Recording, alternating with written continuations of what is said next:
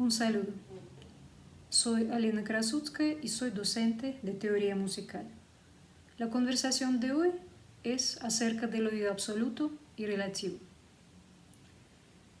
Entre las personas que no son músicos profesionales existe una idea errónea de que el oído absoluto es el sinónimo del oído perfecto y que es un atributo de gran talento musical. Aclaremos de una vez, ni el oído absoluto es garantía de talento musical, ni todos los grandes músicos lo tuvieron. Los historiadores afirman que, por ejemplo, Mozart, Rimsky-Korsakov, Liszt y Scriabin fueron del oído absoluto, mientras Wagner, Schumann, Weber y Tchaikovsky no. Tal vez la adoración excesiva del oído absoluto es culpa de Leopold Mozart. Aparentemente, él fue el primero a quien se le ocurrió la idea del show, donde el pequeño Wolfgang oía y nombraba todo tipo de sonidos y sus combinaciones. En realidad, el oído absoluto y el oído relativo son dos formas de percepción auditiva de las alturas musicales. La percepción de las alturas es un componente básico de la percepción musical y de la musicalidad, pero no es el único. El oído absoluto es la capacidad de identificar las alturas musicales aisladas, es decir, sin ninguna referencia previa. El fenómeno del oído absoluto se estudia por psicólogos y neurofisiólogos desde el siglo XIX, pero todavía los científicos no se han puesto de acuerdo respecto a su origen. Las diferentes hipótesis lo relacionan con la fisiología o con la memoria o con el oído verbal, pero en todo caso, la mayoría de los investigadores suponen que es una sensibilidad innata. Según los científicos, el oído absoluto se manifiesta desde la edad temprana, entre 3 y 5 años, en los niños que reciben estimulación musical, especialmente en el contacto con un instrumento musical. Pero no se conocen casos del desarrollo del oído absoluto estable en los adultos. De los músicos profesionales lo tienen solamente 7% aproximadamente, y a nivel de toda la población el número será mucho más pequeño. Aparentemente, el oído absoluto es más frecuente entre las personas con los idiomas nativos tónicos, como el cantonés o el vietnamita. No obstante, el porcentaje de músicos extraordinarios entre estas poblaciones no es mayor que entre los europeos. Se conocen dos tipos del oído absoluto, activo y pasivo. En la versión activa, las personas pueden identificar las alturas, pero también pueden entonar sin haberlas escuchado previamente. Los que tienen el oído absoluto pasivo no pueden entonar sin referencia, pero sí identificar.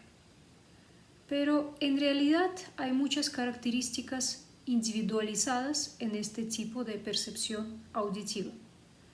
Algunos oyentes se limitan con los timbres de los instrumentos específicos o con registros. Otros, al contrario, perciben alturas absolutas en los sonidos no musicales, como el chillido de una puerta. También el porcentaje de aciertos varía mucho, entre 20 y 100%. Y otro dato interesante es que el oído absoluto con mayor frecuencia es acompañado de sensaciones de sinestesia, especialmente la del color. También se habla del oído pseudo absoluto, cuando las personas desarrollan una reacción e identificación muy eficiente de alturas con pocas referencias, por ejemplo, solo con un tono específico, como la nota La, para afinar. Entre otras cosas, muchos psicólogos definen el oído absoluto como el oído de afinador, señalando su función registradora y no propiamente musical. Y es verdad, los pedagogos y los psicólogos musicales no consideran el oído absoluto como un componente obligatorio del oído musical, mientras que el oído relativo es la base indispensable de la percepción auditiva de un músico profesional. El mecanismo del oído relativo se trata de identificar las alturas musicales relacionándolas entre ellas. Claramente, siempre se necesita una referencia inicial, un tono, un acorde o una tonalidad, es decir, una afinación previa. Pero la naturaleza del oído relativo es interválica, al igual que la naturaleza del lenguaje musical. Además, este tipo de oído consta de una sensibilidad emocional a las relaciones de alturas musicales, a los fenómenos de tensión, de atracción y de resolución de los tonos. En otros términos, el oído relativo se manifiesta a través del sentido modal. Históricamente, la percepción relativa modal fue primaria, pues el sistema absoluto se estableció no hace tanto. El desarrollo de los instrumentos musicales y de los géneros instrumentales creó la necesidad de fijar las alturas y el temperamento. Estamos hablando del siglo XVII, cuando más o menos se estableció el diapasón. Hasta este entonces, el oído absoluto, aunque existiera, no tendría demanda. Hoy en día, para un músico profesional, el oído relativo sigue siendo el primordial. Sin embargo, nuestro entorno sonoro es de alturas absolutas, organizadas en diversos lenguajes musicales. Siendo objetivos, el oído absoluto en estas condiciones es un bono adicional. Facilita la identificación de las tonalidades, la afinación, la memoria y, en general, la orientación en el espacio musical. Pero los mismos beneficios trae el oído pseudo-absoluto, es decir, un oído referencial, pero perfectamente orientado y ágil. Entonces, esta debería ser la meta para el desarrollo auditivo de un músico. Para el propósito del desarrollo auditivo existen muchos métodos y actividades. Los más tradicionales, reconocidos y eficaces son los siguientes: interpretación de un instrumento musical, solfeo entonado, entrenamiento auditivo melódico, interválico y armónico, tocar a oído, transposición. Estas prácticas deben ir a la mano con la apropiación de las estructuras interválicas, de los modos y de las tonalidades. Para dar un ejemplo, un músico profesional no puede estar deduciendo cuál nota corresponde al quinto grado de fa sostenido mayor, sino que debe saber de antemano que este es el do sostenido. Lo debe tener interiorizado y fijado en su conciencia.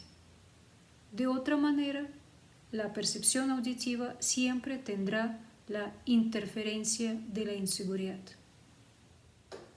Hay otros métodos menos usuales.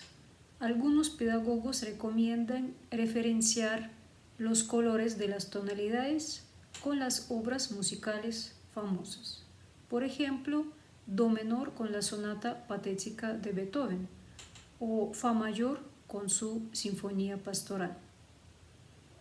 Heinrich Neuhaus, a quien he mencionado en los videos anteriores, sugería a sus alumnos tocar y solfear de manera alternada, dos compases tocando y 2 compases cantando.